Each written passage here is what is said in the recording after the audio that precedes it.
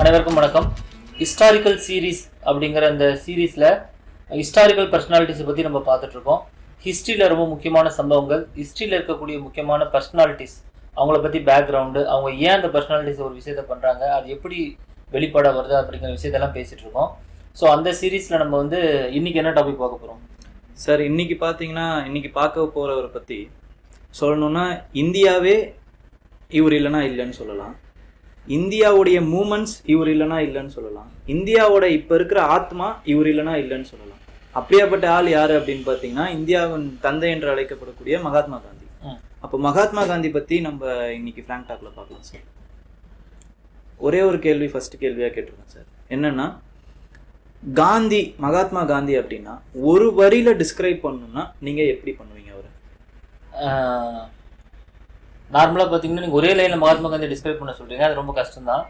But இருந்தாலும் நம்ம ஒரு விஷயத்த சொல்லுவோம் மகாத்மா காந்தியை பற்றி, ஒரே மாணவர்களுக்கு அதை சும்மா ஒரு போயிடணும்னா, சில டைம்லாம் ஹிஸ்ட்ரியில் இருக்கிறவங்கள பர்சனாலிட்டிஸ்ன்னு நம்ம சொல்லுவோம். நம்மளே அப்படி தான் சொல்கிறோம். பர்சனாலிட்டிஸ்னால் ஆளுமைகள், முக்கியமான ஒரு இம்பார்ட்டன்ட் பர்சனாலிட்டிஸ். கரெக்ட். அதுதான் உங்களுக்கு நம்ம வந்து சொல்லக்கூடிய பெரிய ஒரு அங்கீகாரம், ஒரு பெரிய மறக்க முடியாத, தவிர்க்க முடியாத பர்சனாலிட்டிஸ். ஆனால் காந்தி அதையும் தாண்டிட்டார். அப்படின்னு என்ன அர்த்தம்னா, காந்தி இஸ் எ ஃபினாமினா. ஆமாம், அவர் பர்சனாலிட்டி கிடையாது, ஆனால் ஃபினாமினா அவர். ஓகே. ஆமாம், ஒரு தனி நபர் இல்லாமல் அவர் தனி ஒரு கொள்கை கோட்பாடு. அவர் தனி he has crossed the boundaries of an individual. அதாவது ஒரு ஐடியாலஜி மாதிரின்றது. ஆமாம். காந்தியை பற்றி நிறைய பேருக்கு நிறைய ஒப்பீனியன்ஸ் இருக்குது. காந்தி வந்து என்ன பண்ணார், ஏன்னா காந்தி இஸ் த மோஸ்ட், உலகத்திலேயே வந்து ஒரு பர்சனாலிட்டியை வந்து பல பேர் வந்து பல விதமாக வந்து பேசியிருக்கிறாங்க, பல கோணங்களில் பேசியிருக்காங்கன்னா அது மகாத்மா காந்தி தான்.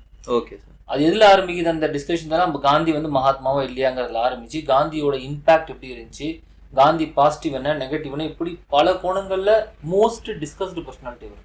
Okay sir. உலக அளவில் அதிகமாக பேசப்பட்ட, அதிகமாக ரிசர்ச் பண்ணப்பட்ட, இன்னும் அதிகமான இம்பேக்ட் உருவாக்கப்பட்ட ஒரு பர்சனாலிட்டிஸ். நம்ம நினச்சிட்டு இருக்கோம் ஏதோ காந்தி இந்தியாவுக்கு தான் வந்து ஒரு இம்பேக்ட் உருவாக்குனாருன்னு, அப்படி இல்லை.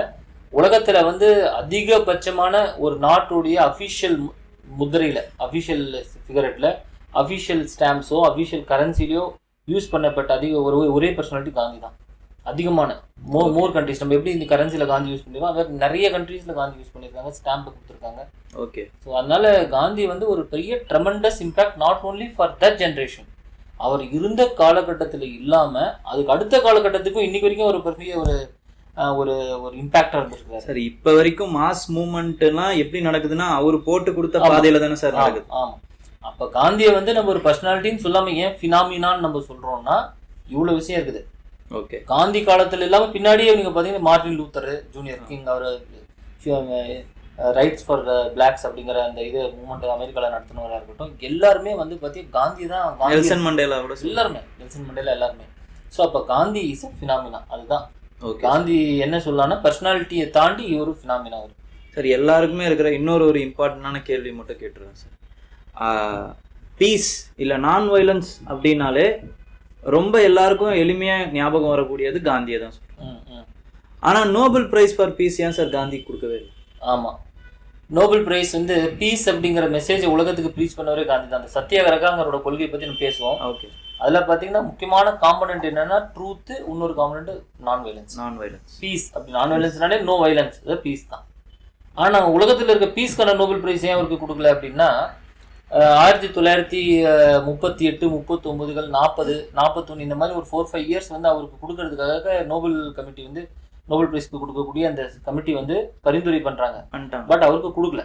ஓகே. அவர் கொடுக்கல, ஆனால் பரிந்துரை பண்ணாங்க. His name was discussed, but he was not given. Okay. இதை பற்றி நான் ஒரு ஆர்டிக்கல் எழுதியிருக்கேன் நம்ம கோரால. நீங்கள் என்னோட இதை பார்த்தீங்கன்னா இதை பற்றி நான் காந்திக்கு ஏன் நோபல் பிரைஸ் கொடுக்கல அப்படிங்கிற ஒரு ஆர்டிக்கல் எழுதியிருக்கேன். அதையும் மீறி இப்போ வந்து நம்ம என்ன சொல்கிறோம் அப்படின்னா, நோபல் பிரைஸ் கொடுக்காதனாலையோ இல்லை நோபல் பிரைஸ் காந்திக்கு இல்லாதனாலையோ இது ஏதோ காந்திக்கு ஒரு இழப்பு கிடையாது. நோபல் கமிட்டி இப்போ என்ன சொல்கிறாங்கன்னா, நாங்கள் அது ஒரு பிழை பண்ணிட்டோம் அப்படின்னு சொல்கிறாங்க. காந்திக்கே நோபல் பீஸ் பிரைஸ் கொடுக்கலாம், அந்த பீஸ் பிரைஸ்க்கு என்ன வேல்யூ இருக்க போகுது? அந்த மாதிரி ஒரு அவங்களுக்கு வந்து ஒரு குளோபலில் இருக்கக்கூடிய எல்லாருக்குமே அந்த ஒரு ஃபீலிங் வருது அந்த நோபல் பிரைஸ். ஓகேவா? ஓகே. அதனால அந்த ரெகக்னேஷன் அவர் கொடுக்கல. பட் அது டசன்ட் மீன் தட் காந்தி வந்து அங்கீகரிக்கப்படலைங்கிறது ஒரு ஃபேக்டர் தான். ஓகே. வாழும் காலத்தில் காந்தி வந்து பல இடத்துல அங்கீகரிக்கப்படலைங்கிறது ஒரு ஃபேக்டர் தான். Okay sir. சார் இப்போ நம்ம ட்ரெடிஷ்னலான கேள்வியிலேருந்து வந்துடுவோம் சார். காந்தியோட இனிஷியல் இயர்ஸ் எப்படி இருந்துச்சுன்னு கொஞ்சம் ஒரு ஓவர்வியூ மாதிரி ஏதாவது. எல்லாருக்குமே மாணவர்களுக்கு தெரிஞ்ச சில ஃபேக்ட்ஸ்லேருந்து நான் ஆரம்பிக்கலாம்னு நினைக்கிறேன். நம்ம அதுக்கப்புறம் தான் கான்செப்ட் டிஸ்கஸ் பண்ணலாம். ஃபேக்ட்ஸ் என்னன்னா, காந்தி வந்து 1869 2 அக்டோபர் போர்பந்தர்ங்கிற ஊர்ல பிறக்கிறார். ஓகே, மோகன்தாஸ் கரம்சந்த் காந்தி அவர் பேர். எம்கே காந்தின்னு அவர் சிக்னேச்சர்லாம் நீங்க பாப்பீங்க ஸ்டூடெண்ட்ஸ் எல்லாம் புக்ல. எம்கே காந்தி மோகன்தாஸ் கரம்சந்த், அவர் பேரு மோகன்தாஸ் தான். கரம்சந்த் காந்திங்கிற அப்பா பேரு. ஓகே ஓகே, நம்ம அவர் காந்திங்கிற நம்ம கூப்பிடுறது காட்டிலும் மோகன்தாஸ்ங்கிறது ஒரு சரியான அழைப்புதலா இருக்கும். பட் காந்திங்கிறது அவருடைய சர்நேம், ஃபேமிலி நேம்ங்கிறதுனால காந்திங்கிறத நம்ம இது பண்ணிட்டு இருக்கோம். ஸ்கூல் ஏஜ்ல யங் ஏஜ்ல பாத்தீங்கன்னா அவரோட ஃபேமிலி பாத்தீங்கன்னா கொஞ்சம் சொசைட்டிலி கொஞ்சம் higher family. Social status wise இந்தியாவில் பார்த்தீங்கன்னா சோசியல் ஸ்டேட்டஸ்ங்கிறது ரொம்ப ஒரு முக்கியமான ரோல் பிளே பண்ணுது. ஏன்னா இந்தியன் சொசைட்டியே வந்து எப்படி இது ஆர்கனைஸ் ஆயிருக்குதுன்னா ஒரு ஸ்ட்ராட்டிஃபிகேஷன்ல வந்துருக்குது. ஹையர்லேருந்து லோயர், பிராமணா, சத்ரியா, வைஷ்யா, சூத்ரா. காந்தியோட ஃபேமிலி சொசைட்டி வைஸே கொஞ்சம் ஒரு ஹையர் ஸ்டேட்டஸ்ல இருக்குது. பிராமணா ஸ்டேட்டஸ் இல்லை, பட் அதுக்கு கீழே, பட் ஆனால் ரொம்ப முக்கியமான ஸ்டேட்டஸ். அவங்க ட்ரேடிங் கம்யூனிட்டி, பனியா கம்யூனிட்டி. ஆமாம், பனியா கம்யூனிட்டியில் தான் இருக்காங்க. பட் ஆனால் அவங்க அப்பா வந்து ஒரு திவானா இருக்கிறாரு. ஓகே, அவங்க அப்பா வந்து திவானா இருக்காரு. காந்தியோட அப்பா வந்து கரம்சந்த் காந்தி ஒரு திவானா இருக்காரு. அண்ணன் கூட வந்து அந்த பொசிஷனுக்கு ட்ரை பண்ணாரு அவங்க அப்பாவுக்கு அப்புறம். பட் இதெல்லாம் சொசைட்டில வந்து ஹையர் ஃபேமிலின்னு நம்ம இருந்தனால அவருக்கு நிறைய மரியாதை, இந்தியாவில் எங்கே போனாலும் வெளியே போனாலும் நிறைய மதிப்பு மரியாதைகள்லாம் இருக்குது. இந்த காலகட்டத்தில் காந்தி ஸ்கூல் எங்கேஜில் ஸ்கூல் எப்படி இருக்குன்னா, ஒரு பெரிய ஸ்டூடியஸான ஸ்டூடெண்ட் கிடையாது. ஃபிசிக்கல் ஆக்டிவிட்டி கூட ஒரு நிறைய இந்த ரன்னிங் இதெல்லாம் எதுவுமே பார்ட்டிசிபேட், ஷையான ஸ்டூடெண்ட்ஸ், ரொம்ப ஒரு இன்ட்ரோவர்ட் கூட. ஓகே, தன்னுக்குள்ளேயே வச்சுக்கிறது, யாரு கூட இது பண்ணாமல் இந்த மாதிரி சில விஷயங்கள்லாம் இருக்கக்கூடிய ஸ்டூடெண்ட்டு. இந்த காலகட்டத்தில் பார்த்தீங்கன்னா அரௌண்ட் ஒரு 14 வயசுல, அதாவது வந்து 1883 அந்த டைம்ல எனக்கு காந்தி வந்து 69 பிறகுறாரு. 83 காந்தி வந்து கல்யாணம் பண்ணி வச்சிடறாங்க. ஓகே ஓகே, கஸ்தூரிபா அப்படிங்கிற அவங்களுக்கும் வந்து என்ன வயசுனா அந்த அவங்களுக்கும் அந்த டைத்துல 13-14 வயசு தான் கஸ்தூரிபா. அது ஒரு சைல்டு மேரேஜ் அப்படின்னு காந்தியே சொல்றாரு. பிற்காலத்தில் காந்தி வந்து அவரோட ஆட்டோபயோகிராஃபி அவரே எழுதுறாரு. அது ஒன் ஆஃப் த நேர்த்தியாக எழுதப்பட்ட ஆட்டோபயோகிராஃபின்னு பல ஹிஸ்டாரியன்ஸ் அதை சொல்றாங்க. வரலாற்று என்ன சொல்றாங்க, ஆட்டோபயோகிராஃபி யார் வேணாலும் எழுதுறான், தன்னைத்தானே எழுதிக்கலாம். அதில் கொஞ்சம் நியாய தர்மம் இருக்கணும்ல. காந்தியோட ஆட்டோபயோகிராஃபி நீங்கள் பார்த்தீங்கன்னா மோஸ்ட் ஹானஸ்ட் அக்கௌண்ட் அப்படின்னு சொல்கிறாங்க ஹிஸ்டாரியன்ஸ். ஓகே சார், அப்படி தெரிஞ்சவங்க. ஸோ அந்த ஆட்டோபயோகிராஃபியில் அவர் என்ன எழுதுறாருன்னா, அது ஒரு சைல்டு மேரேஜ். அந்த ஆட்டோபயோகிராஃபி பேர் என்ன? My experiments with truth. Okay okay sir, அந்த புக்கு பேர் autobiography my experiments with truth. Okay okay. அவர் வந்து என்ன பண்றாரு, ட்ரூத்தோட எக்ஸ்பெரிமெண்ட்ஸ் என்னென்ன எக்ஸ்பெரிமெண்ட் பண்ண அப்படிங்கிறத பற்றி அந்த மாதிரி எக்ஸ்ப்ளோர் பண்றாரு. அவரே வந்து அவரை தன்னைத்தானே ஒரு சுய பரிசீலனை பண்ணிக்கிறார். அது வந்து என்னென்ன அவர் எந்த சரணங்களை தான் தப்பு பண்ண, ஏன் இப்படி பண்ண, இப்போ என்ன யோசிக்கிற, அந்த ஈவெண்ட்ஸ் எல்லாத்தையும் அவர் டிஸ்கஸ் பண்றாரு அந்த புக்ல. மாணவர்கள் வாய்ப்பு கிடைச்சா அந்த புக் வந்து தமிழ்லையும் மொழிபெயர்ப்பு இருக்கு, அதை படிக்கலாம்னு நான் சொல்றேன் மாணவர்கள், பார்க்குற மாணவர்களுக்கு. ஸோ எக்ஸ்பெரிமெண்ட்ஸ் வித் ட்ரூத் அந்த புக்கு அதில் சொல்றாரு. அது வந்து ஒரு சைல்டு மேரேஜ், எங்களுக்கு ஒன்றும் தெரியாது, நாங்கள் 2 குழந்தைங்க மாதிரி இருந்தோம். நான் வந்து காந்தி இன்னும் ஒரு எந்த லெவலுக்கு போய் சொல்றாருன்னா, நான் கல்யாணம் பண்ணதே பார்த்தா அந்த புது ட்ரெஸ் கொடுக்குறதுக்கும் ஸ்வீட்டுக்கும் தான் நான் கல்யாணம் பண்ணிக்கிட்டேன். கல்யாணமே ஏன் பண்ணிக்கிட்டேன் அப்படின்னா, அங்கே கொடுக்கப்பட்ட இந்த ஸ்வீட்டுக்கும் புது ட்ரெஸ் கொடுத்தாங்க, அதுக்கு நான் கல்யாணம் பண்ணிக்கிட்டேன் அப்படிங்கிற மாதிரி காந்தி சொல்றாரு. பட் ஏதோ காந்தியுடைய இந்த காலத்தில் யங் ஏஜ் இது முடிச்சதுக்கப்புறம் அதுக்கப்புறம் காந்தியோட ஃபேமிலியில் காந்தி என்ன சொல்றாங்கன்னா, நீங்கள் சவுத் ஆப்பிரிக்கா நீங்கள் லண்டனுக்கு போகணும், லண்டனில் போய் நீங்கள் வந்து பாரிஸ்டர்னா லாயர் படிக்கணும். ஏன் அந்த லா படிக்கணும்னு ஃபோர்ஸ் பண்ணுறாங்கன்னா, லா படித்தா வந்து அந்த காலத்தில் வந்து கவர்மெண்ட் வேலை ஈஸியாக கிடைக்கும் பிரிட்டிஷ் இதில். ஏன்னா பிரிட்டிஷ் காலத்தில் லீகல் சிஸ்டம்ஸ் தெரிஞ்சவங்களுக்கு வேலை ஈஸியாக கொடுக்குறாங்க. ஓகே, நம்மளோட நிறைய ஃபோர் ஃபாதர்ஸ் வந்து பார்த்தீங்கன்னா லீடர்ஸ் எல்லாமே லாயர்ஸாக தான் இருப்பாங்க. எல்லாம் மோஸ்ட் ஆஃப் தம் எல்லா நேஷனல் லீடர்ஸும் வெல் வெர்ஸ்டா இருக்கிறவங்க எல்லாரும், பட்டேல், நேரு, ராஜேந்திர பிரசாத், ராஜாஜி எல்லாமே லாயர்ஸ், எல்லாமே லாயர்ஸ் தான். ஸோ அந்த பாரிஸ்டர் படித்தா ஒன்றும் வேலை கிடைக்குங்கிறது. 2வது பாயிண்ட், இந்த திவானோட போஸ்ட்டுக்கு வந்து காந்தியை பரிந்துரை பண்றாங்க அவங்களோட ஃபேமிலியில. நீங்க திவான் ஆயிடுங்க, நீங்க திவான் ஆகணும் அப்படின்னா அடிஷனல் குவாலிஃபிகேஷன் லா இருந்தா ஈஸியா உங்களுக்கு கிடைச்சிரும் அப்படின்ற மாதிரி அவங்க சொல்லி, சரி இவர் நிறைய தடைகளை மீறி அவருக்கு வந்து லண்டனுக்கு லா படிக்க போறாரு. பிரிட்டனுக்கு போற வழியில, ஏன்னா கடையில கிராஸ் பண்ணக்கூடாது, அதுல ரிலீஜியஸ் ஆப்ளிகேஷன் இருக்கு, நம்ம ஷிப்ல டிராவல் பண்ணக்கூடாது, இதெல்லாம் மீறி தடைகள் எல்லாம் மீறி கடைசியில வந்து லண்டன்ல போய் அவர் வந்து பாரிஸ்டர் பட்டம் வாங்குறாரு. பார் அப்படின்னா அது வந்து லா ஸ்கூலுக்கு தான் பார்னு பேர் லண்டன்ல. ஓகே ஓகே, அதனாலதான் இங்கேயும் இந்தியால இப்பயும் பார் கவுன்சில். பார் அப்படின்னா the place where people study the law. Okay okay, அந்த பாரிஸ்டர் பட்டத்தை வாங்கிட்டு அவர் இந்தியாவுக்கு வர்றாரு. அப்பவே நான் ஏற்கனவே சொன்னேன், அதுக்கு முன்னாடியே அவர் கல்யாணம் ஆயிடுச்சு. அவரெல்லாம் லா படிக்க போறதுக்கு முன்னாடியே அவர் கல்யாணம் ஆயிடுச்சு. ஆமா 83 ஆயிடுச்சு. ஆமா, அவர் லா படிக்கிறதே அரௌண்ட் 22 இயர்ஸ் தான் அவர் வாங்குறாரு. ஓகே, வாங்கிட்டு இந்தியாவுக்கு வந்து இந்தியாவில் கொஞ்ச நாள் லா ப்ராக்டிஸ் பண்றாரு. பட் அவர் சக்சஸ்ஃபுல்லா இல்லை. அப்புறம் 1893 1893 என்ன பண்றாரு, சவுத் ஆப்பிரிக்கால அவருக்கு வந்து ஒரு அழைப்பு வருது ஒரு லா கேஸ் ஆர்கியூ பண்றதுக்கு. இந்தியன் கம்பெனி ஒன்று நடத்திட்டு இருக்காங்க சவுத் ஆப்பிரிக்கால. ஓகே. தாதா அப்துல்லான்னு சொல்லிட்டு ஒருத்தர் வந்து என்ன பண்றாரு, அவர் வந்து சவுத் ஆப்பிரிக்கால ஒரு ஒரு கம்பெனி நடத்திட்டு இருக்காரு. அதுல வந்து ஒரு பிரச்சனை, சவுத் ஆப்பிரிக்கா கூட பிரிட்டிஷ் எம்பையர் கீழே தான் இருக்குது. ஓகே. ஸோ இந்தியா எங்கெங்கெல்லாம் பிரிட்டிஷ் எம்பையர் இருக்குதோ அதுக்கு எல்லாத்துக்கும் பிரிட்டிஷ் லீகல் சிஸ்டம் தான் பொருந்தும். புரியுது. அதனால நீங்க போய் லண்டன்ல லா படிச்சிட்டீங்கன்னா சவுத் ஆப்பிரிக்காவா இருக்கட்டும், ஸ்ரீலங்காவா இருக்கட்டும், மியான்மரா இருக்கட்டும், இந்தியாவா இருக்கட்டும், எங்க வேணாலும் போய் நீங்க ஆர்கியூ பண்ணலாம். Because British legal system will provide. புரியுது சார். அப்போ வந்து அவர் எங்க கூப்பிடுறாங்க. அவர் காந்தி ஷிப்ல போறாரு, 1893ல போறாரு. அப்போ வரலாற்று ஆசிரியர்கள் வந்து அந்த சம்பவத்தை எப்படி சொல்றாங்கன்னா, 1893ல 2 முக்கியமான நபர்கள் இந்தியாவை விட்டு வெளியே போனாங்க, வெளி உலகத்துக்கு போனாங்க. அவங்க 2 பேரு இந்தியாவுடைய இமேஜே வெளி உலகத்தை அவங்க வெளிச்சம் போட்டு காமிச்சாங்க. ஒன்று காந்தி, இன்னொன்று விவேகானந்தா. சுவாமி விவேகானந்தா சிகாகோ கான்ஃபரன்ஸ் போறாரு. Super sir. ஆமா, Chicago conference of religious conference Chicago போய் இந்தியாவுடைய ரிலீஜனை தூக்கி அப்படியே ரெப்ரசென்ட் பண்றாரு. அவர் வந்து cultural ambassador of India. Okay. Vivekananda.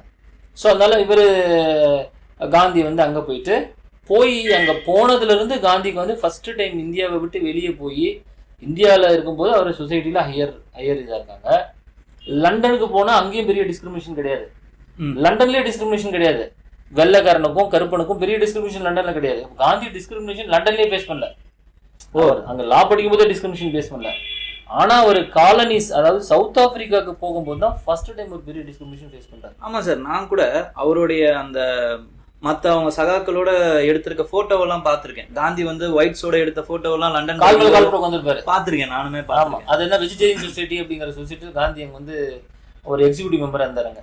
அதெல்லாம் ஒரு பெரிய கதை, நம்ம பின்னாடி எப்படின்னா பேசுவோம்.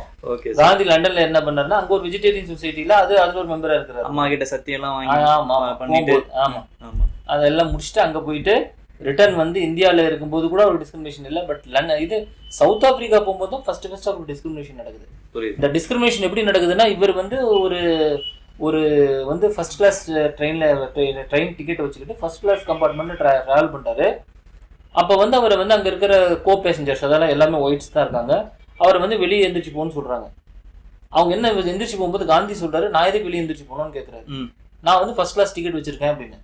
இது என்ன சொல்றாங்கன்னா, அவங்க என்ன சொல்றாங்கன்னா, first class train ticket south ஆப்பிரிக்கால ஒரு நான் ஒயிட்டுக்கு, வெள்ளைக்காரன் இல்லாதவனுக்கு அது கொடுக்கவே மாட்டாங்க ஃபர்ஸ்ட். அப்ப இவர் எப்படி ஃபர்ஸ்ட் கிளாஸ் வாங்கியிருப்பா, அப்ப நீ பொய் சொல்ற அப்படின்னு சொல்றாங்க. காந்தி, நீ பொய் சொல்ற, ஃபர்ஸ்ட் கிளாஸ் டிக்கெட் ஒரு காந்தி இல்ல, நான் டிக்கெட் வாங்கிட்டேங்க, செக் கூட பண்ணல, எடுத்து கூட காட்டுன்னு கூட சொல்லல. ஆமா, நீ போய் சொல்ற, அவ்வளவுதான். காந்தி என்ன சொல்றாரு, நான் எப்படி டிக்கெட் வாங்கினேன்னா, இவர் நேரடியாக போய் கேட்டு அவர் கொடுத்துக்க மாட்டாங்க காந்திக்கு. இவர் பார்த்தா அவர் என்ன பண்ணியிருக்காரு, வர்றதுக்கு முன்னாடியே டிக்கெட்டை வந்து ரெஜிஸ்டர் பண்ணி வாங்கியிருக்கிறார். அந்த டிக்கெட்டை he has pre booked the ticket. Book பண்ணும்போது இவர் வந்து பாரிஸ்டர்னு போட்டனால அந்த டிக்கெட் கொடுக்குறவனுக்கு வந்து இவர் வந்து கண்டிப்பா பாரிஸ்டர் அப்படின்னா லா படிச்சவன் கருப்பனா இருக்க மாட்டாங்கிற நம்பிக்கையில ஃபர்ஸ்ட் கிளாஸ் டிக்கெட் கொடுத்துறாங்க. புரிஞ்சவங்களுக்கு விதி எப்படியெல்லாம் செயல்படுது. ஆமா, அப்படி போயிட்டு இவர் போயிட்டு அதை உட்காந்துட்டு ட்ரெயின் டிக்கெட் எக்ஸாம் வந்து பார்த்துட்டு ஆமா ஃபர்ஸ்ட் கிளாஸ் இருக்குது, என்ன இருந்தாலும் நீ டிராவல் பண்ண முடியாதுன்னு சொல்லிட்டு அவரை வந்து ட்ரெயினை ஒரு ஸ்டேஷன் நிப்பாட்டி அவரை மூட்டை முடிச்சுக்குள்ள தூக்கி வந்து காந்தியை பிடிச்சி வெளியே தள்ளி விடுறாங்க. அவரை வந்து பிசிக்கலாவே பிடிச்சி அவர் ட்ரெயின்ல இருந்து கழுத்து பிடிச்சி வெளியே தள்ளி விட்டுறாங்க காந்தி. அப்போ வந்து அவர் வந்து மோகன்தாஸ் நான் சொல்ற மாதிரி தள்ளி விட்டு அந்த இடத்துக்கு பேரு பீட்டர் மார்டிஸ்பர்க்ங்கிற ஒரு ஸ்டேஷன். பீட்டர் மார்டிஸ்பர்க். ஆமா, அந்த ஸ்டேஷன்ல வந்து இன்னைக்கு காந்தி எந்த இடத்துல கீழே விழுந்து காந்தி அந்த இடத்துல தான் அவர் சிந்திக்கிறார் காந்தியை. இப்படி ஒரு செக்ரிகேஷன் நம்மளுக்கு நடக்குது, நம்ம கருப்பினத்தவர்களுக்கு நடக்குது. இதுக்கு ஏன் நம்ம போராடலைங்கிற அவரோட மைண்ட்ல அங்கதான் அவர் வந்து ஒரு ஸ்கெட்ச் போடுறாரு ஃபர்ஸ்ட். ஏன்னா இது வரைக்கும் அவர் ஒரு டிரான்ஸ்ஃபர்மேஷனா நான் பாக்குறேன் சார். என்னன்னா இது வரைக்கும் டிஸ்கிரிமினேஷனே பார்க்காத ஒரு மனுஷன். ஆமா, அதுதான் மற்றவங்களை டிஸ்கிரிமினேட் பண்ணும்போது அவனுக்கு அது பெருசா தெரியவே இல்லை, பெருசா தெரியல. பட் நம்மளுக்கு அந்த டிஸ்கிரிமினேஷன் வரும் பொழுது அதை அவன் வந்து சிந்திக்கிற மாதிரி தெரியும். ஆமா, அவர் அப்படி சிந்திச்ச இடம் வந்து பீட்டர் மார்டிஸ்பர்க். இப்ப வந்து அவர் எந்த இடத்துல அந்த ஸ்டேஷன்ல காந்தி எந்த இடத்துல கீழே தள்ளப்பட்டாரோ அந்த ஸ்டேஷன்ல காந்திக்கு ஒரு பெரிய இமேஜ் வச்சிருக்காங்க சவுத் ஆப்பிரிக்கால. ஓகே, ஆமா, துர்பான்ல இருந்து அவர் வந்து பிரிட்டோரியா போறாரு. அந்த போற இடத்துல இந்த சம்பவம் நடக்குது. துர்பானுக்கு வந்து அங்க இருந்து பிரிட்டோரியா ட்ரெயின்ல போறாரு. அங்க வந்து அந்த சம்பவம் நடக்குது. இப்ப அந்த ஸ்டேஷன் பேரு பீட்டர் மார்டிஸ்பர்க். அந்த இடத்துல அவருக்கு ஸ்டாச்சு வச்சிருக்காங்க காந்தி. இப்ப அதுக்கப்புறம் காந்தி அங்க இருந்து அதோட டிஸ்கிரிமினேஷன் பண்ணப்பட்டாங்கன்னா சவுத் ஆப்பிரிக்கால நாளுக்கு நாள் அவருக்கு டிஸ்கிரிமினேஷன் தான். எடுத்து அந்த ஹார்ஸ் ட்ரான் கேரேஜ்னு ஒன்று இருக்குல்ல, குதிரை இழுக்கப்பட்ட வண்டி, குதிரை வண்டியில் ஏறி உட்கார, அங்கேயும் அவரை டிஸ்கிரிமினேட் பண்றாங்க. கடைசியில போய் உடனே ஃபர்ஸ்ட் வந்து அவர் அங்க போய் இந்த தாதா அப்துல்லான்னு தான் ஒருத்தர் கூப்பிடுறாரு. அவர் வந்து ரிச் பிசினஸ் மேன். ஓகே, பழைய பெரிய செல்வந்தர். எப்படியாப்பட்ட செல்வந்தர்னா பிரிட்டிஷ்காரனை வேலைக்கு வச்சிருக்கிறாரு அவருங்க சவுத் ஆப்பிரிக்காலேயே. அவரோட அக்கௌண்ட் எழுதுறவன் எல்லாமே பிரிட்டிஷ்காரன். காந்தி போய் அவரை கேட்கிறாரு, ஏன்பா இப்படி டிஸ்கிரிமினேட் பண்றாங்களே, நீ ஏன் இது ஒன்றும் போராடலன்னா, ஏத்துக்கிட்டாரு அவரு. இப்படிதான் சவுத் ஆப்பிரிக்கால வந்து வெள்ளைக்காரன் வந்து கருப்பு இனத்தவர்களையும் நான் ஒயிட்ஸையும் செகண்ட் கிளாஸ் சிட்டிசன் தான் ட்ரீட் பண்ணுவாங்கிறது நாம இது அவங்களே பழக்கப்பட்டுருச்சு. அவங்க இது சகஜம் தானே, சகஜம். நீ ஏன் கொதிக்கிறப்ப சகஜம் தானே. அது மாதிரி காந்தி கேட்கறீங்க, ஒருத்தன் கூட இதுக்கு எகென்ஸ்டா வாய்ஸ் கொடுக்கலையா, ஒரு இந்தியன் கூட இதுக்கு எகென்ஸ்டா வந்து நீங்க வந்து கவர்மெண்ட் கிட்ட நீங்க அஜிடேட் பண்ணலையான்னு கேட்டா, எதுக்கு எங்களுக்கு எழுத படிக்கவே தெரியாதுங்கிறது. இப்படி ஒண்ணு நடக்குதுன்னே தப்புன்னே எங்களுக்கு தெரியாது. ரெண்டாவது தப்புன்னா எப்படி இதை ரெப்ரசென்ட் பண்றது, ஒரு பெட்டிஷன் கொடுக்கறது கூட எங்களுக்கு தெரியல. ஓகே. அப்ப காந்தி வந்து ஹிஸ்டாரியன்ஸ் என்ன சொல்றாங்க, Gandhi is the first educated Indian in south ஆப்பிரிக்காங்கிறாங்க. அப்பா, ஃபர்ஸ்ட் பர்சன் பாரிஸ்டர் முடிச்சு சவுத் ஆப்பிரிக்கால போன ஃபர்ஸ்ட் இந்தியன் காந்தி தான் அப்படிங்கிறாங்க. அந்த டாக்குமெண்ட் பண்றது, மெமோ அனுப்புறது எல்லாத்துக்குமே இவர் மட்டும் தான் இருக்காரு. இவர் தான் ஃபர்ஸ்ட் வந்து கவர்மெண்ட்டுக்கு வந்து இது மாதிரி எல்லாம் எழுதி, இதுக்கு பேர் காந்தியன் சவுத் ஆப்பிரிக்கன் எக்ஸ்பெரிமெண்ட்னு இதுக்கு பேரு. ஓகே. இந்த ஹோல் சீக்வன்ஸ் சவுத் ஆப்பிரிக்கால என்ன நடந்துச்சு, காந்தி வந்து அதான் இந்தியா வந்து சவுத் ஆப்பிரிக்காவுக்கு காந்தியா அம்சம், காந்தி மகாத்மாவும் ரிட்டர்ன் ஆகுறாரு சவுத் ஆப்பிரிக்கால இருந்து. ஓகே. அப்ப சவுத் ஆப்பிரிக்கா தான் காந்திய மகாத்மா உருவாக்கி இருக்குது. ஆமா. இந்தியா வரும்போது மகாத்மா தான் வராரு. அவர் 1915 இந்தியாவுக்கு வராரு, 1915 இந்தியாவுக்கு வராரு. வரும்போதே ஒரு பெரிய வெட்டரன் லீடர் தான் வர்றாரு. 45 வயசுல வர்றாரு. இந்தியா 45 வயசுல வர்றாரு. வரும்போதே ஒரு வெட்டரன் லீடர் தான் இருக்கிறாரு. அப்ப இந்தியா சவுத் ஆப்பிரிக்கா காந்தியா நீங்க கொடுத்தீங்க, நாங்க உங்களுக்கு திருப்பி மகாத்மாவா கொடுத்தோம், அப்ப நாங்க தான் பெருசா வேலை பண்ணிருக்கோம். சவுத் ஆப்பிரிக்கன் பிரசிடென்ட் இந்தியாவுக்கு வரும்போது இப்ப சொன்னாரு. ஆமா. அப்ப வந்து சவுத் ஆப்பிரிக்கால காந்திக்கு என்னதான் நடந்துச்சு அப்படிங்கிறது தான் முக்கியம். அது ஒரு சவுத் ஆப்பிரிக்கன் எக்ஸ்பெரிமெண்ட்னே இருக்குது. அதுக்கு பேர் டோட்டல் காந்தியன் மெத்தட்ஸ். சாதாரண இருக்கக்கூடிய ஒரு காந்தி சவுத் ஆப்பிரிக்கால போய் எப்படி அவர் வந்து மாறுறாரு அப்படிங்கிறது தான் இருக்கு. அது ஒரு ஹைலைட்டா கொஞ்சம் சொல்ல முடியுமா சார்? ஆக்சுவலா சவுத் ஆப்பிரிக்கா இவர் போறாரு இல்லையா, போயிட்டு வந்து இவர் வந்து பெட்டிஷன் கவர்மெண்ட் எழுதி கொடுக்குறாரு. இவர் நினைக்கிறாரு பிரிட்டன்ல இருந்த மாதிரியே அவர் நினைச்சிட்டு இருக்காரு, பிரிட்டிஷ்காரெல்லாம் பிரிட்டன்ல இருந்த மாதிரி தானே. சரி, இவரு காந்தியோட நினைப்பு என்னன்னா, பிரிட்டிஷ்காரன் வந்து வெள்ளைக்காரன், அந்த வெள்ளைக்காரனுக்கு ஒரு நியாயம் தர்மம்லாம் இருக்கும், அந்த வெள்ளைக்காரனுக்கு வந்து சில ஃபண்டமெண்டல் மாரல் சிஸ்டம்ஸ் எல்லாம் இருக்குது. இவர் நினைக்கிறாரு காந்தி எல்லாத்தையும். சார், அது மட்டும் இல்லாம காந்திக்கு பெருசா அந்த இம்பீரியலிசம், கொலோனியலிசம் அப்படிங்கிற அந்த ஐடியா இன்னும் வேறு உண்டல அப்படின்னு யாருக்குமே தெரியல. இப்போ வந்து பிரிட்டிஷ்காரன் இந்தியாவை ஏன் ரூல் பண்றான், நம்மளை எக்ஸ்ப்ளாய்ட் பண்றதுக்கு தான் ரூல் பண்றாங்கிறத சொல்றதுக்கு ஒரு தாதாபாய் நெருஜி தான் தேவைப்படுறாரு. தாதாபாய் நெருஜி வர்றதுக்கு 150 வருஷத்துக்கு முன்னாடி தான் பிரிட்டிஷ் நம்மளை எக்ஸ்ப்ளாய்ட் பண்ணிட்டு இருக்கான். 1800களில் அவர் தான் ஒரு புத்தகம் எழுதுறாரு பின்னாடி. அதாவது இன்னும் தெளிவா சொல்லணும்னா 1900s தான் அந்த புக் எழுதுறாரு, poverty and unBritish rule in India. அந்த poverty and unBritish rule in இந்தியால தான் அவர் வந்து பிரிட்டிஷ்காரன் வந்து நம்மளை எக்ஸ்ப்ளாய்ட் பண்றாங்கிறத கணக்கு போட்டு சொல்றாரு. இவ்வளவு பணம் இங்க இருந்து போயிருக்குது, எக்ஸ்ப்ளாய்ட். இதே ஒன்றும் புரியல யாருக்கும். புரியுது. ட்ரெயின் ஆஃப் வெல்த்ங்கிற தியரியே புரியாம இருக்குது. அப்ப காந்தி ஜென்யூனா என்ன நினைக்கிறாரு அப்படின்னு பாத்தீங்கன்னா, அவரும் பிரிட்டிஷோட சிட்டிசன் தான் நினைச்சுதான் இதெல்லாம் பண்றாரு. ஏன்னா காந்தி வந்து லாயல் பிரிட்டிஷ் சிட்டிசன். ஓகே. அவர் வந்து என்ன சொல்றாரு, ஒரு பிரிட்டிஷ் சிட்டிசனா நான் இருக்கிறதுல எனக்கு வந்து பெருமைங்கிறாரு. பிரிட்டிஷ்க்கு அடியில் ஏன்னா பிரிட்டிஷ்காரர் அந்த அளவுக்கு லாஸ், அவன லீகல் சிஸ்டம்ஸ் எல்லாம் பாத்தீங்கன்னாலும் எல்லாமே வந்து ப்ராப்பரா equality of law, equal protection before law, எல்லாமே பிரிட்டிஷ் லா தான். பட் ஆனா காந்தி என்ன நினைக்கிறாரு, பிரிட்டிஷ்காரர் இந்த லாவை சின்சியரா இம்ப்ளிமெண்ட் பண்ணுவாங்கிறத நம்புறாரு. லண்டனை போய் பார்த்து நம்ம அப்படிதான் இருக்குதுன்னு சொல்றாரு. ஆமா, அப்படிதான் இருக்குது. காலனிஸ்ல வந்து ஃபர்ஸ்ட் பிரச்சனைன்னு இவர் போய் காந்தி சவுத் ஆப்பிரிக்கால போகும்போது தான் இவருக்கு அந்த டிஸ்கிரிமினேஷன் தெரியுது. அப்போ போய் கவர்னர் அங்க இருக்கிற ஜெனரல் ஸ்மட்ஸ்ன்னு ஒருத்தர் இருக்கிறாரு, அவர் தான் அங்க வந்து அட்மினிஸ்ட்ரேட்டரா இருக்காரு சவுத் ஆப்பிரிக்கால. அவருக்கு காந்தி இதை எழுதி கொடுக்குறாரு. அவர் பெருசா கண்டுக்க மாட்டேங்கிறாரு. ஏன்னா அவரும் என்ன நம்பலன்னா, ஒரு படிச்சவன் ஒருத்தன் இந்த பிளாக்ல இருக்கானுங்கிறதே நம்ப முடியல அவரால். அதே அவரால் ஏத்துக்க முடியல. எப்படி ஒருத்தன் வந்து படிச்சிருக்கிறான், எப்படி வந்து இது பண்றான், டிராஃப்ட் பண்ணி அதுக்கு வந்து ப்ராப்பரா இதெல்லாம் பண்ணி அது மட்டும் காந்தி நிப்பாட்டுறதுல. காந்தி அங்கதான் கத்துக்கிறாரு ஒண்ணுன்னா. இப்ப இவர் கொடுத்தா அவருக்கு ரிஜெக்ட் பண்றாரு. என்ன பண்றது? இப்ப காந்தி ஒண்ணு என்ன பண்ண, லண்டன்ல இருக்க ஒரு ஃப்ரெண்ட்ஸ்க்கு லெட்டர் எழுதுறாரு. ஓகே, இங்க இந்த மாதிரி எல்லாம் நடக்குது, நீங்கெல்லாம் பாப்புலரைஸ் ஆக்குனானு. அது மட்டும் இல்ல, நியூஸ் பேப்பர்ல கொடுத்துறாரு காந்தி.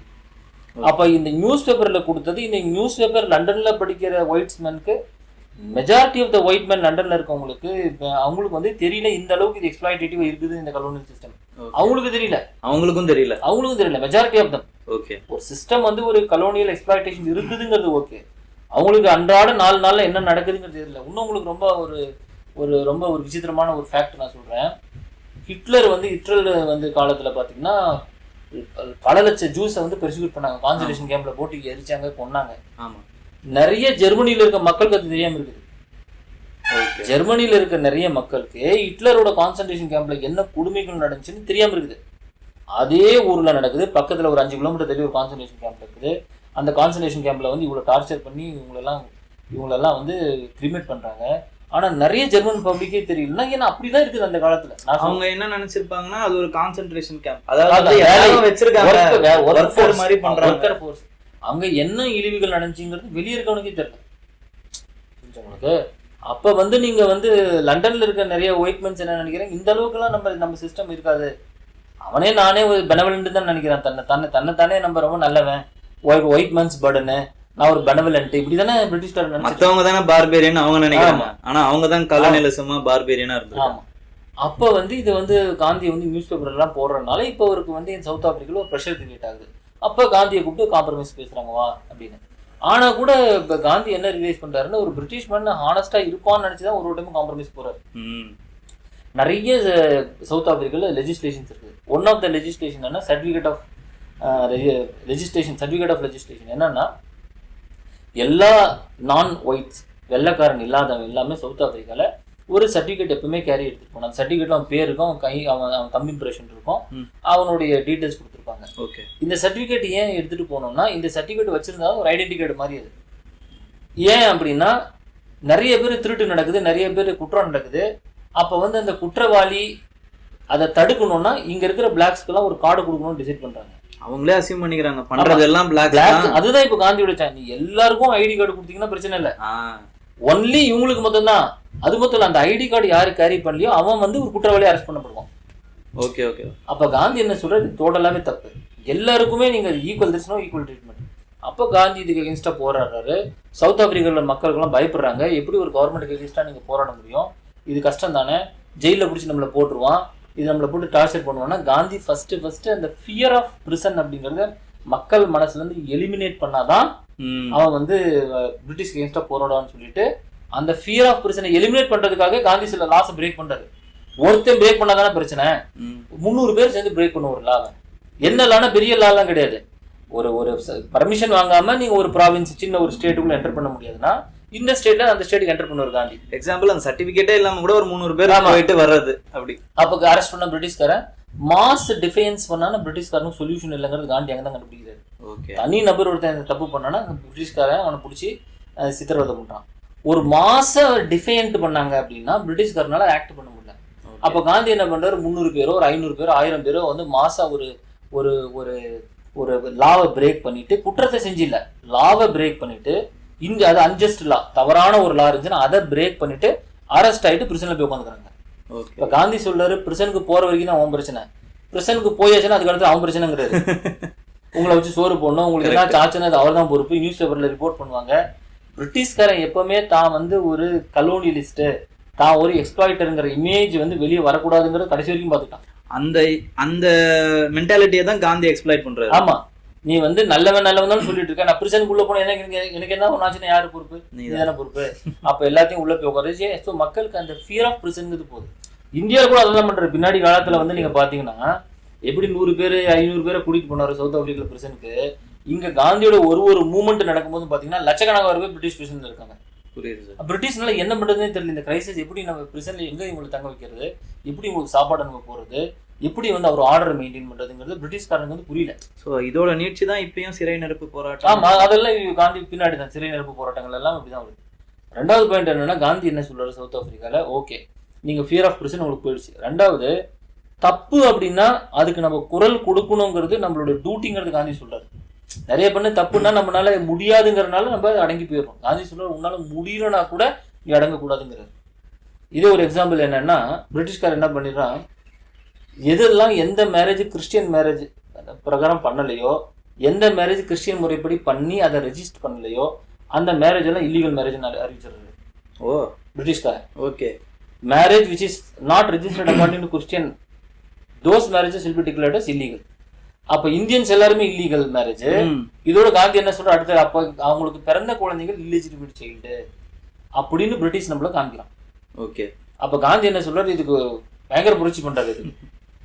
இதுல வந்து எல்லாத்தையும் கூப்பிட்டு மக்கள் எல்லாத்தையும் ஒன்று திரட்டி இதுக்கு போராட்டம் பண்றாரு. ஓகே, இது வந்து பிரிட்டிஷ்காரன் நம்மளை அடிக்கவும் செய்யறான், பிரிட்டிஷ்காரன் நம்மளை பனிஷும் பண்ண செய்யறான்.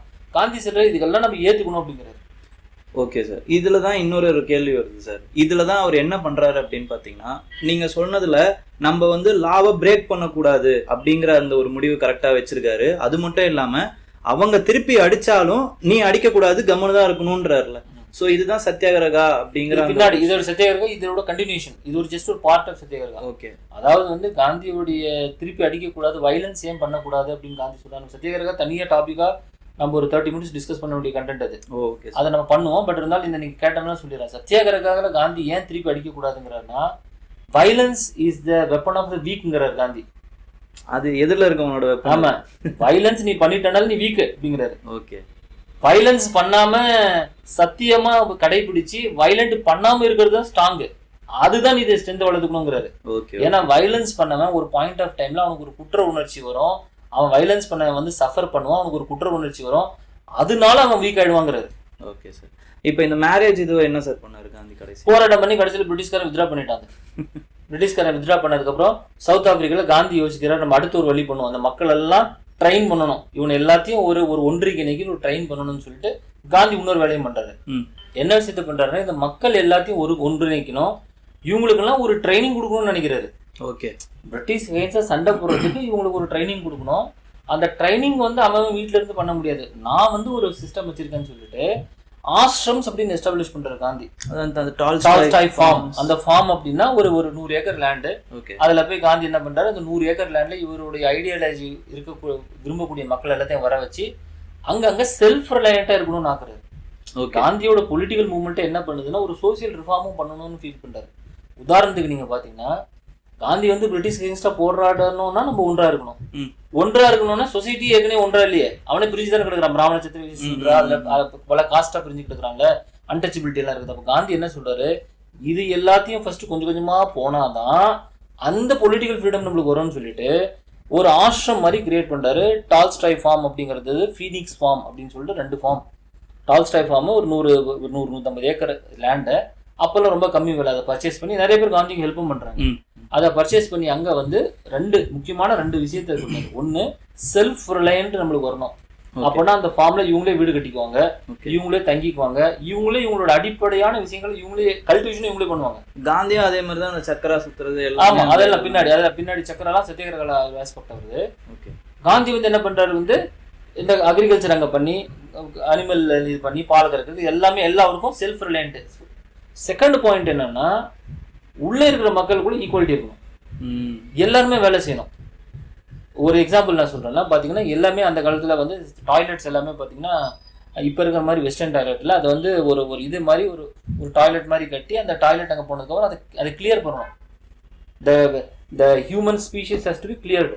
ஓகே, அந்த ஃபீஸஸ் கிளியர் பண்ணும்போது யார் இந்த வேலையை இந்தியாவில் யார் பண்ணாங்கன்னா, அன்டச்சபிள்ஸ் இந்த வேலையை தான் இந்தியாவில் பண்ணிட்டு இருந்தாங்க. அந்த காலத்தில் நீங்கள் பாத்ரூம்லாம் பார்த்தீங்கன்னா டாய்லெட்ஸ்லாம் வீட்டுக்கு வெளியே இது இருக்கும், அது போயிடும், எல்லாம் வந்து ஒரு ஹியூமன் வந்து ஸ்கேவெஞ்சிங் ஒர்க்கு ஹியூமன் தான் பண்ணிட்டு இருந்தாங்க. ஓகே, சவுத் ஆப்பிரிக்காலும் அப்படிதான் இருக்குது காந்தியோட இதுல. இப்பயுமே நம்ம அப்படிதான் சார் பண்ணிட்டு இருக்கோம். அதுதான், அது வந்து எவ்வளவு பெரிய ஒரு ஒரு ஒரு ஈவல், எவ்வளவு பெரிய ஒரு அது ஒரு குற்ற செயல்ங்கிறது இப்ப நம்மளுக்கு புரியுது. நம்ம மாறிட்டு இருக்கு, மாறிட்டு தான் இருக்கும், மாறிட்டு இருக்கு. பட் இன்னும் எல்லா இடத்துலயும் இருக்கு, கொஞ்சம் இடத்துல இருக்குது. இவ்வளவு சயின்ஸ் டெக்னாலஜி டெவலப் பண்ணதுக்கு அப்புறம் சில இடத்துல இருக்குதுங்கிறது ரொம்ப ஒரு துயர சம்பவமா இருக்குது, துயர செயலாம இருக்குது. காந்தி சவுத் ஆப்பிரிக்கால என்ன பண்றாரு, அப்ப அந்த சயின்டிபிக் டெக்னாலஜிலாம் இல்ல, எல்லாருமே ரொட்டேஷன்ல அதை கிளீன் பண்ணுங்கிற டாய்லெட்டை போய் ரொட்டேஷன்ல கிளீன் பண்ணுங்கிறாரு. கரெக்ட். யார் வந்து நீ யார கூட இருந்துட்டு போ, அவரே கிளீன் பண்றாரு, அவரே போய் கிளீன் பண்றாரு. இதுல என்ன ஒரு கான்ஃபிளிக்ட் ஆகுதுன்னா, அவரோட வைஃப் வந்து கஸ்தூரிபா ஒரு டைம் நான் பண்ண மாட்டேன் அப்படிங்குது. அவங்க என்ன சொல்றாங்கன்னா, நான் வந்து அப்பர் கிளாஸ், நான் இந்த ஒர்க் எல்லாம் பண்ண முடியாது அப்படின்னா, காந்தி வந்து அவரை சிவியரா கண்டிக்கிறாரு, பண்ண சொல்றாரு. அப்படி நீங்க வந்து அந்த அந்த அந்த சொசைட்டில இருக்கக்கூடிய பிரிவினைகள் எல்லாம் போனாதான் நம்ம வந்து ஒரு கட்டமைக்க முடியும்னு சொல்லிட்டு அந்த ட்ரைனிங்க்கு தான் அந்த வந்து ஃபார்ம் எஸ்டாப்ளிஷ் பண்றாரு. இந்தியாவில வந்ததுக்கு அப்புறம் கூட அவர் சபர்மதி ஆசிரமம், அப்புறமேட்டு பல இடத்துல ஆசிரமம் எஸ்டாப்ளிஷ். அந்த பர்பஸ் என்னன்னா, சோசியல் யூனிட்டி, செல்ஃப் ரிலையன்ஸ், இது ரெண்டையும் கொண்டு பிளஸ் ட்ரைனிங். என்ன ட்ரைனிங் அப்படின்னா, பீஸ்ஃபுல்லா எப்படி நம்ம இருக்கிறதுங்கிறதுக்கு ஒரு ட்ரைனிங், வயலண்ட் இல்லாம இருக்கிறதுக்கு ஒரு ட்ரைனிங். அது தமிழ்நாட்டுல கூட அந்த மாதிரி ஒரு கான்செப்ட் இருக்கு சார், சமத்துவபுரம் அப்படின்னு ஒரு கான்செப்ட். அது வந்து திராவிட நடிகை. ஆமா ஆமா. ஆனா சமத்துவபுரம்ல நீங்க சொன்னா உங்களுக்கு அதோட இப்ப நிலைமை என்னன்னா, இப்ப அந்த சமத்துவபுரத்துல கூட எல்லாருமே போய் இருக்கிறது இல்லையா? ஆமா ஆமா. உங்களுக்கு புரிஞ்சா, அது தமிழ்நாட்டுல இருக்கக்கூடிய ஒரு முயற்சி. ஆனா அது எந்த அளவுக்கு வெற்றி அடைஞ்சிருக்கு, ஒரு அளவுக்கு இம்பாக்ட் இருக்குது. பட் அது காந்தியோட எக்ஸ்பெரிமெண்ட்ல கூட அதுல கொஞ்சம் டிராபேக்ஸ் இருக்குதான் செய்யுது சார். அது வந்து ஒரு ஐடியாலஜிக்கலா பாத்தீங்கன்னா ஒரு நல்ல ஐடியா தான். நல்ல ஐடியா தான். இதை வந்து காந்தி எங்க பண்றாருன்னா இதெல்லாம் வந்து அவர் லியோ டால்ஸ்டாய் எல்லாம் படிக்கிறாரு. காந்திக்கு இந்த ஐடியா அவருக்கு உதிக்கல, அவரு சில புத்தகத்தை படிக்கிறாரு, லியோ டால்ஸ்டாய் படிக்கிறாரு, ரஸ்கின் பாண்ட் அப்படிங்கறத படிக்கிறாரு, அப்புறம் சத்தியாகிரகா, அப்புறம் இந்த சிவில் டிஸ்ஒபீடியன்ஸ் அப்படிங்கிற ஐடியாவே அங்கிருந்தெல்லாம் அவர் காந்தி படிச்சு தான் எடுக்கிறாரு எல்லாத்தையும். அவர் காந்தி இப்படிலாம் படிச்சு எடுத்துட்டு சவுத் ஆப்பிரிக்கால வந்து அவர் வந்து இந்தியன்ஸுக்குன்னு ஒரு மேகசின் ஸ்டார்ட் பண்றாரு, இந்தியன் ஒப்பீனியன்ங்கிற ஒரு மேகசின் ஸ்டார்ட் பண்றாரு. Okay sir. அப்புறமேட்டு நேட்டல் இந்தியன் காங்கிரஸ்ங்கிற ஒரு ஆர்கனைசேஷன் ஸ்டார்ட் பண்றாரு. ஓகே. நேட்டல் இந்தியன் காங்கிரஸ், ஆமா, அப்படின்னு ஒரு ஆர்கனைசேஷன் ஸ்டார்ட் பண்ணி இந்தியன்ஸ் எல்லாருக்கும் ஒரு பொலிட்டிக்கல் அவேர்னஸும் சோசியல் அவேர்னஸும் கொடுக்கறது காந்தி தான் சவுத் ஆப்பிரிக்கால. அப்ப காந்தி வந்து இந்தியால வந்து போராட்டம் பண்ண வரதுக்கு முன்னாடியே சாதாரணமா இருந்த காந்தி மகாத்மாவை எப்படி எமர்ஜ் ஆகுறாருன்னா இந்த எக்ஸ்பெரிமெண்ட்ஸ் எல்லாத்தையும் ட்ரை பண்ணிடுறாரு. பிரிட்டிஷோட நேச்சர் என்னங்கிறது காந்திக்கு சவுத் ஆப்பிரிக்காலே புரிஞ்சிருது. இப்போ இந்தியாவில் வந்து இந்தியன் நேஷனல் காங்கிரஸ் 1885 ஆரம்பிச்சதுக்கு அப்புறம் மாடரேட்ஸ் இருக்காங்க, எக்ஸ்ட்ரீமிஸ்ட் இருக்காங்க. மாடரேட் மெத்தட்ஸ் இவங்க செஞ்சு பிரிட்டிஷ் அப்பீஸ் பண்ணி பார்த்தாங்க, எக்ஸ்ட்ரீமிஸ்ட் அந்த மெத்தடை பண்ணி பார்த்தாங்க. இது செட் ஆகல, அது செட் ஆகல, நம்ம படிக்கணும் பின்னாடி வரலாற்றுல. காந்தி இதெல்லாம் சவுத் ஆப்பிரிக்காலே பண்ணிட்டாரு, அந்த பேரலாவே பண்ணிட்டு இருக்காரு, அவர் தனியாவே பண்ணிட்டு இருக்காரு. இந்த மெத்தட் பிரிட்டிஷ்காரன் நான் பண்ணேன், செட் ஆகல, அடுத்த மெத்தட் நான் யூஸ் பண்ணேன். அப்ப பிரிட்டிஷ்காரனுக்கு எந்த மெத்தட் எடுத்துட்டு போனா செட் ஆகும்னு சவுத் ஆப்பிரிக்கால ஒரு காந்திக்கு தெரிஞ்சிருது. பல்ச பிடிச்சிட்டாரு. பல்ச பிடிச்சதுக்கு அப்புறம் தான் அப்புறம் வந்து காந்தி வந்து இந்தியாவுக்கு ரிட்டர்ன் ஆகணும்னு நினைக்கிறேன். காந்தி ஒன்று பாத்தீங்கன்னா சவுத் ஆப்பிரிக்கால வந்து 1893 போய் 1915 வரைக்கும் இருக்காரு. அரௌண்ட் 23 இயர்ஸ் சவுத் ஆப்பிரிக்கால தான் இருக்காரு. 22 இயர்ஸ் சவுத் ஆப்பிரிக்கால. சார் அவர் ரிட்டர்ன் வந்த வருஷத்தை தான் நம்ம இப்பயுமே வந்து பர்வசி பாரதிய திவாஸ். ஆமா ஆமா ஆமா. நம்ம வந்து அந்த அந்த 1915 ஜனவரியில வந்து ஜனவரியில செலிப்ரேட் பண்றோம், வருஷம் பண்றோம். ஆமா. அப்போ வந்து 1915 இந்தியாவுக்கு வர்றாரு காந்தி. இந்தியாவுக்கு வந்ததுக்கு அப்புறம் அது வரதுக்கு முன்னாடி என்னன்னா அங்க எல்லாத்தையும் எல்லாம் முடிச்சிடறாரு. எல்லாம் முடிச்சுட்டு சரி என்னோட சவுத் ஆப்பிரிக்கன் வேலை முடிஞ்சிடுச்சு. காந்தி என்ன சொல்றாருன்னா ஆட்டோபயோகிராஃபில நான் வந்து சவுத் ஆப்பிரிக்கா 1893 போனேன்ல, ஒரு வருஷத்துல இந்த கேஸ் ஆர்கியூமெண்ட் வந்துருவேன் தான் போறாரு. அங்க போனோடனே இந்த பிரச்சனையை பார்த்தோன்னே சரி இன்னொரு வருஷம் இந்த பிரச்சனையை சால்வ் பண்ணலான்னு நிற்கிறாரு.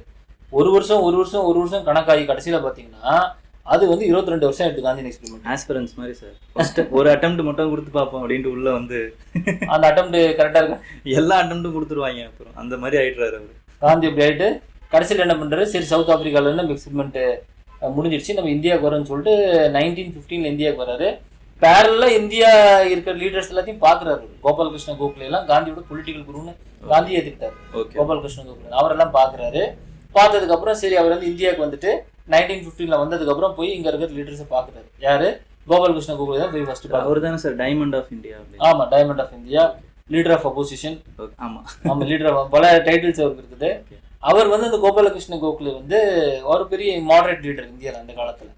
அது ஒரு பிரபலமான ஒரு மாடரேட் லீடர் தான். காந்தி அவரை போய் அப்ரோச் பண்றாரு, நான் இந்தியாவுக்கு வந்துட்டேன், இப்போ நான் இந்தியாவில் என்ன பொலிட்டிக்கல் ஆக்டிவிட்டி பண்ணட்டும், நான் என்ன பண்றது, இந்தியாவில் எப்படி நான் வந்து அணுகிறது இந்தியா பிரச்சனையை அப்படின்னா, நான் வந்து அங்கே பிரிட்டிஷ்க்கு எகேன்ஸ்டாக போராடினேன், இங்கேயும் பிரிட்டிஷ் தான் ரூல் பண்ணுறாங்க, ஸோ என்னுடைய போராட்டங்களும் ரெண்டுமே சேமாக தானே இருக்கும், நான் அங்கே வந்து மூவ்மெண்ட்டை ஸ்டார்ட் பண்ணுறேன், நான் வந்து பார்ட்டிசிபேட் பண்ணுறேன் நேஷனலிசம்னு காந்தி சொல்லும்போது, காந்தி என்ன சொல்றாருன்னா சவுத் ஆப்பிரிக்காவும் இந்தியாவும் ஒரே மாதிரி தான் சொல்றாரு. ஏன்னா சவுத் ஆப்பிரிக்கால இந்தியாவில் இருக்கக்கூடிய பல ஸ்டேட்ல இருக்க மக்களும் செட்டில் இருக்காங்க, தமிழியன்ஸும் இருக்காங்க. ஆமா ஆமா ஆமா. காந்தி அங்க தமிழ்நாடு தமிழியன்ஸை பத்தி எக்ஸ்போஸ் அங்கே ஆயிடுச்சு காந்திக்கு. புரியுது சார். அப்ப எல்லா ஸ்டேட்ல இருக்கக்கூடிய மக்களும் சவுத் ஆப்பிரிக்கால அங்க போய் செட்டில் ஆகிறதுனால இவங்களை எல்லாத்த பத்தி எனக்கு தெரியும். ஸோ இங்க வந்து நான் அதே மாதிரி மக்களும் அதே கிராஸ் செக்ஷன் தான், அதே பிரிட்டிஷ் தான் ரூல் பண்றாங்க. ஸோ நான் பிரிட்டிஷ் கெஸ்டா வந்து ஒரு மூவ்மெண்ட்ல பார்ட்டிசிபேட் பண்றேன், நான் ஜாயின் பண்ணிக்கிறேன்னு கோபாலகிருஷ்ண கோகலே என்ன அவருக்கு அட்வைஸ் பண்றாருன்னா, இந்தியாவில் நீ எந்த மூவ்மெண்ட் பண்றதுக்கு முன்னாடியும் முதல்ல இந்தியா வந்து ரியலா போய் நீ பாரு. என்ன பண்ணணும் ரியலா பார்க்கணும்னா travel across India. Okay. Length and breadth of India நீ டிராவல் பண்ணணும். ரயில்ல தேர்ட் கிளாஸ் ட்ரைவல் பண்ணணும். ஃபர்ஸ்ட் கிளாஸ்ல போய் வந்து போகக்கூடாது. தேர்ட் கிளாஸ் தான் பீப்புள்ஸ் கிளாஸ். மூணாவது கிளாஸ்ல மக்கள் ரயில் தான். இப்போ எல்லா இடத்துல length and breadth of India train தான் ஜேர்னி தான் கனெக்ட் பண்ணிச்சு. பிரிட்டிஷ்கார் அந்த ரயில் ரோடு போட்டு வச்சிருந்தான் ஒரு காலத்துல. ஸோ இந்த ரயில் ஜேர்னி பூரா இந்தியா பூரா பயணம் பண்றாரு காந்தி. பயணம் பண்ணதுக்கு அப்புறம் ரியல் இந்தியாவை நிறைய புரிஞ்சுக்கிறாரு காந்தி. ஓகே. இந்த மாதிரி ஒரு பிரயாணத்துல தான் காந்தி வந்து என்ன பண்றாரு, தம் போட்டிருக்க மேல் ஆடையை மேல போட மாட்டேங்கிற தீர்க்கமா நிர்ணயிக்கிற மதுரை பக்கத்துல அந்த சம்பவம் நடக்குது. புரியுது சார். ஆமா, அங்க வந்து மேல வந்து ஒரு மாத்து புடவை கூட இல்லாத ஒரு அம்மா வந்து ஒரு குளத்துல குளிச்சுட்டு அந்த மாத்து புடவை கூட இல்லாம அவங்க இருக்கிறது காந்தி ஒதுங்கிறத பாக்குறாரு. சரி, இந்தியா இந்த அளவுக்கு பாவர்ட்டியா இருக்குது, அப்படி இருக்கிற சமயத்துல நான் ஒரு அடிஷனலா மேல ஒரு ட்ரெஸ் போடுறதே அது வந்து ஒரு லக்ஸுரி. இனிமேல் நான் வந்து எவ்ரி இந்தியனுக்கு வந்து ஒரு பேசிக்கான ஒரு மாற்று துணி இருக்கிற வரைக்குமே ஒரு செல்ஃப் ரெலயன்ஸ் இருக்கிற வரைக்கும் நான் போட மாட்டேன்றதை அன்னைக்கு இருந்து ஒரு வித்ட்ரா பண்ணிடுறாரு. ஸோ அப்போ காந்திங்கிறது ஒரு இந்தியாவுக்கு வரும்போது ஒரு பெரிய ஃபினாமினாவாக தான் வர்றாரு. மகாத்மா அப்புறம் ஃபினாமினாவா மாறிடுறாரு. எப்படி இங்க இருந்து காந்தி 1915 இருந்து 1948 அவர் வந்து இறப்புக்கு முன்னாடி வரைக்கும் ஒரு பெரிய ஒரு மாற்றத்தை கொண்டு வந்தாருங்கிறதையும் நம்ம பார்ப்போம். சார் இப்போ கூட எனக்கு என்ன எல்லாத்தையுமே வந்து இந்த கண்டெம்பரரியோட என்னால் கனெக்ட் பண்ண முடியுது சார். என்னன்னா காந்திக்கு வந்து ஒரு அட்வைஸ் பண்றாரு கோகுலே போய் மக்களை பாரு அப்படின்ட்டு. இப்பயுமே ஒரு மாஸ் லீடர் ஆகணும்னா போய் மக்களை அவங்க பார்த்தாதான், மக்களை பார்த்தா தான் மக்களுடைய பல்ஸை புரிஞ்சுக்கிறது தான் வந்து பாலிடிக்ஸ்லயும் சரி ஒரு இதுலயும் வந்து கஷ்டம். ஆனா மக்களை புரியாது. காந்திக்கு முன்னாடி இந்த லீடர்ஸ் எப்படி இருந்தாங்கன்னு இதுதானே. காந்திக்கு முன்னாடி இந்த லீடர்ஸ் யாரு? ஃபெரோஷா மேத்தா இருந்தாரு, கோபால் கிருஷ்ண கோகலே இருந்தாரு. எல்லா லீடர்ஸுமே வெஸ்டர்ன் எஜுகேட்டட் தான். எல்லாமே போய் பிரிட்டன்ல தான் லா படிச்சுட்டு வந்திருக்காங்க எல்லாருமே. இவங்க எல்லாருமே எப்பவுமே காமன் மக்கள் கிட்ட ஒரு டிஸ்டன்ஸை மெயின்டைன் பண்றாங்க. காந்தி தான் ஃபர்ஸ்ட் அந்த டிஸ்டன்ஸை பிரிட்ஜ் பண்றாரு. உதாரணத்துக்கு உங்களுக்கு சொல்ல போனோம்னா எல்லா லீடர்ஸுமே வந்து காங்கிரஸ் செஷன்ஸ் நடக்கும், மக்கள்லாம் கூடுவாங்க. சில இடத்துல ரொம்ப கம்மி பேர் தான் இப்போ காங்கிரஸ் செஷன்ல இருந்தாங்க. சில ஆயிரக்கணக்கில் தான் இருந்தாங்க மெம்பர்ஸ், அதோட கம்மி. மக்கள் கூடுறது அந்த காங்கிரஸ் செஷன் ரொம்ப கம்மி தான் கூடுவாங்க. அப்ப வந்து பேசுற லீடர்ஸ் எல்லாமே போய் இங்கிலீஷ்ல பேசுவாங்க. ஏன்னா மேடையில் இருக்கவங்களுக்கு நம்மளுக்கு இங்கிலீஷ் தெரியும்னு காமிக்கிறதுக்காகவோ மேபி இவங்களுக்கு ப்ளீஸ் பண்றதுக்காகவும் தெரியல எனக்கு. அவங்க போய் இங்கிலீஷ் தான் பேசுவாங்க. மக்களுக்கு அவருக்கு ஒருத்தர் ஒன்றும் புரியாது. எப்படி சார் புரியும்? அதுதான் இப்பவே பேச. ஸோ அப்போ வந்து என்ன பண்றாங்க, காந்தி தான் ஃபர்ஸ்ட் போய் ஒரு இந்தியன் லாங்குவேஜ், அது ஹிந்துஸ்தானில பேசுறாரு. அப்போ ஹிந்திங்கிறது அந்த அளவுக்கு Hindustani language which is almost equal to ஹிந்துன்னு வச்சுக்கோங்க, இந்தியன் வச்சுக்கோங்க. அதுல பேசி வந்து மக்கள்கிட்ட பல்ஸ் அப்படியே மிர்ச்சாக்குறாரு.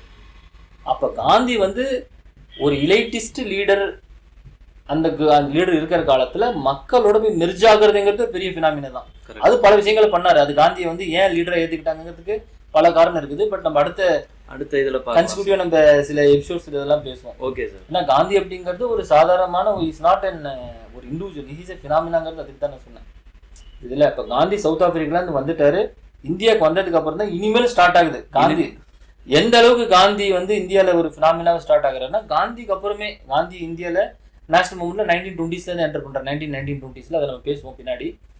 அந்த காலத்துல இருந்து பின்னாடி இருக்கக்கூடிய ஒரு 20-30 வருஷம் வந்து காந்தியன் ஃபேஸ்ன்னு சொல்றோம் இந்தியன் நேஷனல் மூவ்மெண்ட்ல. அதையே ஒரு ஃபேஸ் ஆக்கிட்டோம். காந்தியன் காலம், காந்தியன் ஃபேஸ் அப்படிங்கிறது நம்ம அப்படின்னு ஆக்கிட்டோம்.